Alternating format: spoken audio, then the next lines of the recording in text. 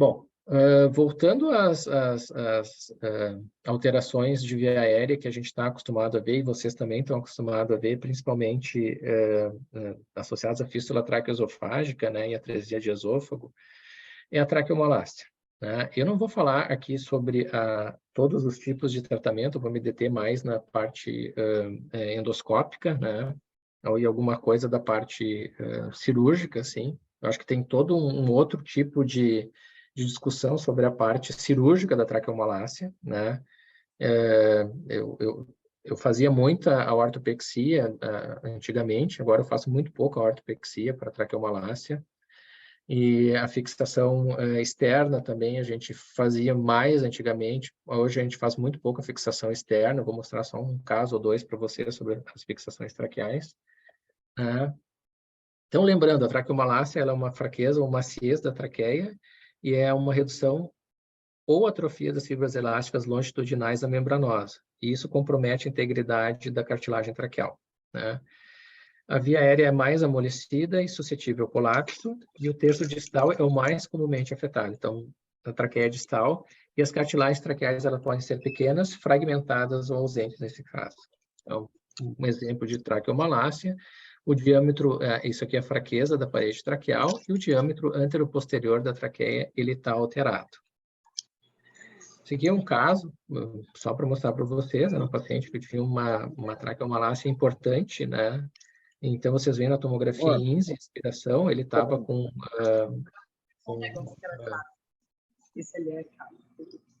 CPAP nasal, né? Esse CPAP nasal conseguia manter a via aérea aberta, só que ele não saía do CPAP nasal, né? Então, aqui mostrando a traqueia em INSS, inspiração. Isso aqui é a broncoscopia, nesse caso. Então, vocês veem a traqueia distal mais afetada e uma alteração no diâmetro anteroposterior da traqueia. E parecia ter um colapso na parede anterior da traqueia. Isso aqui é sob ventilação mecânica, né? Nesse caso, foi uma técnica que a gente fez aberta, faz alguns anos que a gente fez um reforço da parede externa da traqueia, né? Sem comprometimento da parede interna da traqueia. A gente usou o PTFE na época. Nesse caso, esse aqui é um artigo que foi publicado no Annals of Thoracic Surgery, há alguns anos atrás, e a gente tentou corrigir tanto a traqueomalácia quanto a broncomalácia utilizando essas PTFE rígido na parede externa e fixação na parede externa da traqueia, né? Esse foi o resultado. Então, a gente vê que a traqueia estava mais fixa na porção anterior. E aqui, a criança, ela conseguiu sair do CPAP e teve alta da UTI. Então, foi um caso bem marcante para nós, né, há alguns anos atrás. E agora existem vários tipos de fixações traqueais, né? Tem utilizados por tomografia e reconstrução com impressora 3D, né? Então, materiais absorvíveis ou materiais inertes que podem funcionar como suportes externos da traqueia, né? Onde a gente consegue dar ponto na traqueia e fixa a traqueia, parecendo os anéis traqueais externos, né? Isso aí pode ser desenvolvido por impressora 3D, como, por exemplo, aqui nesse caso, isso aqui tudo é feito pela Universidade de Michigan, né? É um estudo que eles estão fazendo, fizeram estudos animais e estão tentando fazer um estudo pré-clínico em pacientes pediátricos. Então, são todas alternativas para a estabilização da via aérea, né? Aqui, isso aqui é o que a gente vê com certa frequência, são esses pacientes com duplo arco aórtico, e eles evoluem com uma certa traqueomalácia e eles não conseguem sair da ventilação. Vocês veem, olha só a redução de calibre traqueal, né? E a gente tem que estabilizar a traqueia de alguma maneira. O problema da traqueia, que é a flacidez da traqueia, não é só na parede posterior. A flacidez da traqueia é na parede anterior. Então, então a gente tem que sustentar também a parede anterior da traqueia. E isso a gente tem que fazer de alguma maneira. A ortopexia funciona? A ortopexia funciona, e em alguns casos ela funciona sim. Como é que a gente pode ser menos invasivo? Colocar um estente metálico, às vezes não vale a pena a gente colocar um estente metálico, a gente sabe que isso vai melhorar com o tempo. É difícil a decisão, algumas vezes, em termos de tratamento para esse tipo de paciente. Esse caso também tinha uma leve compressão traqueal também. Aqui, ver se dá para enxergar. Aqui um exame mais antigo. Mas a traqueia, ela era toda, tinha uma traqueomalácia importante nesse paciente, principalmente distal, dá para ver ali. Aqui, superior não era tão importante a traqueomalácia, mas distal fechava completamente, colabava completamente a traqueia. Então, às vezes, a gente tem que estabilizar a traqueia de alguma maneira, né? Nesse caso, a gente usou um Montgomery. Na época, a gente tinha um Montgomery pediátrico, que tinha um calibre menor do que a gente tem atualmente. Ele tinha um calibre de 6 milímetros, o que a gente tem disponível atualmente de Montgomery é 8 milímetros, mas os da Stenning tem até 4 a 5 milímetros, então a gente pode usar o da Stenning, né?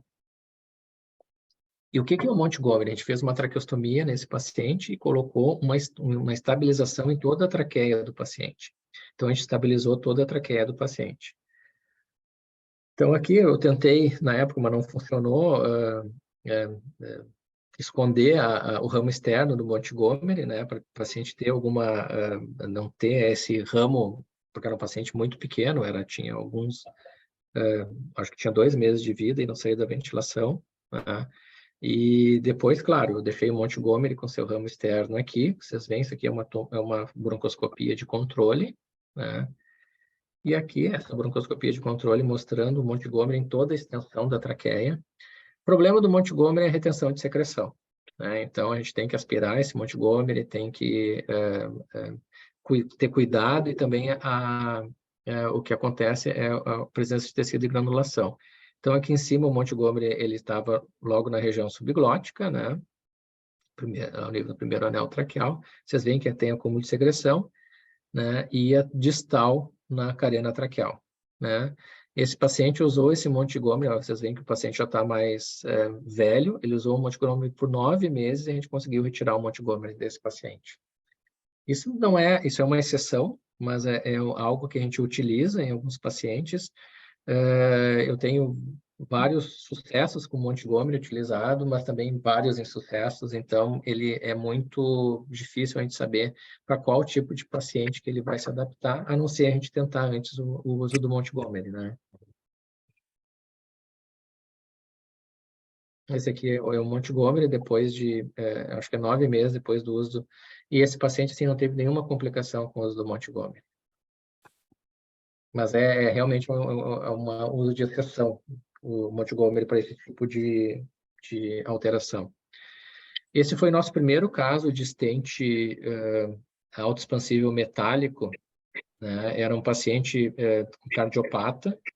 Esse paciente aqui parece até um enfisema lobar congênito, né? Porque tinha uma hiperinsuflação importantíssima do pulmão direito, desviando todo o mediastino, comprimindo o pulmão esquerdo. Nós fizemos a broncoscopia, e na broncoscopia mostrava que tinha uma malácia do bronco intermediário, né? Essa aqui é a broncoscopia, né? Essa aqui está de cabeça para baixo, um pouco a gente vai desvirar. A gente colocou, esse aqui é o bronco do lobo superior, esse aqui é o bronco do lobo superior direito, que ele também estava um pouco colabado. E aqui a gente colocou um stent no brônquio intermediário. Então, isso aí fez com que liberasse aquele aprisionamento, ele resolvesse o aprisionamento aéreo, né? Esse aqui é o brônquio principal esquerdo.